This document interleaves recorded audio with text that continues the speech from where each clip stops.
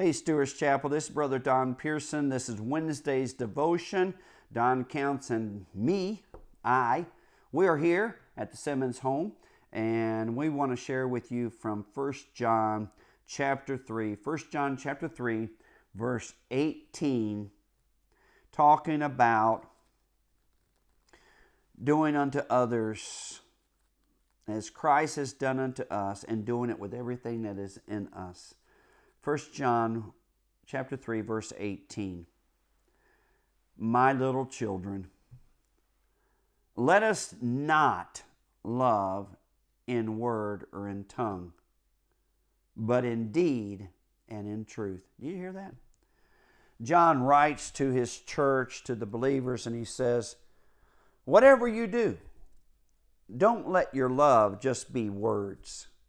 Let your love be far more than words. Let it be in deed, and let it be real. Let it be truth. Let it be real love. Not just words, not just thoughts, not just something you say, but let it be seen and let it be felt here. Let it be real. Years and years ago, I heard someone say that Christian love is always more a verb than a noun. I wish husbands and wives, couples and children, I wish people would realize more that love, biblical love, is a verb and not just a noun. Because you see, a noun is something that you can lose.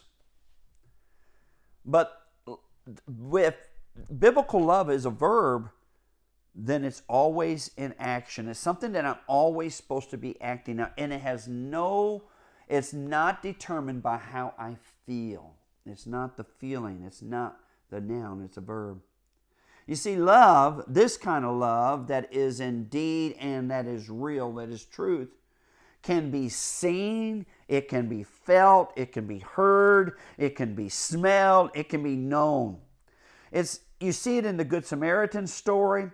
You see it in the Old Testament with the widow to Elijah, who takes the very last of what she has in order to sustain a prophet. You see it in Obadiah as he hides prophets from the enemy. You see it in David to Mephibosheth. You see it in the New Testament by Philemon to Onesimus.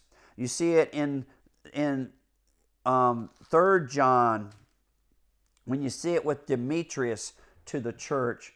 You see it in Acts, Lydia to Paul. In other words, the Bible records many examples that lets us know that real love, it's a verb. You can paint the picture of it. You can see it. You benefit from it. It's sacrifice. Now, I got a dear friend that probably will end up listening to this. He doesn't know I'm going to talk about him. I'm going to talk about a man named Gary Williams. Years and years ago, Gary came on a mission trip to visit Trish and I.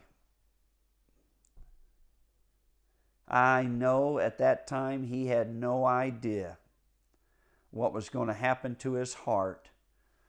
That over 20 plus years, I mean decades now, he continues to go back and serve a group of people known as Mayans, Belizeans.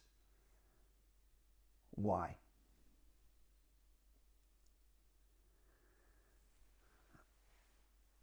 He loves them. And they know it.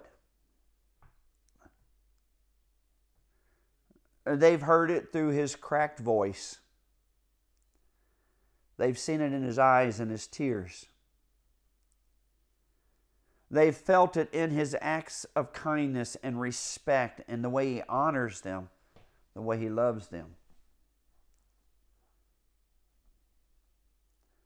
They have smelled it. His love has been a sweet aroma of the very sacrifice of Christ. This Saturday, I will do a funeral for my first pastor and mentor and friend, Max Hetzel. Max loved me in this way. He loved me in deed and in truth. His love was real for me. He spent a lot of time for me. Today, now I've had the opportunity to mentor or be asked to mentor a lot of people, and I'm not going to talk about all of them because I'll be honest with you, not everybody that asked me to mentor them did I mentor. And some of that was because of the way I was, and some of that was because of them. But I made a list today of 17 men since 1979 that I have tried to love in deed and in truth. And I felt they have loved me. Those 17 men were extremely submissive to me. And I don't even know why. None of those 17 men ever questioned me. They trusted me. There was an Andy, a Chuck Goodell, who I speak to often. There is a Jason Cruz, a Matt Greer. I'm not going to name them all. But I named those many to name one. His name was Moses. Now, not the Moses of the Bible. He was a young man. I have no idea where Moses is. When I left Belize, I probably cried more over leaving Moses than anyone else. I don't know why. My heart had gone out to him, and I loved him. Wanted the most for him. I wanted him to excel in knowing Christ and following Christ. Today, when I wrote his name down, I began to wonder, I wonder where Moses is. Now, I know there are people that watch this every day from Belize. I'd like to know where Moses is. If you know where he is, will you let him know that Pastor Don prayed and still prays for the very best for him. For the rest of you, make sure that your love is real, it's in truth, and it's in deed. God bless you.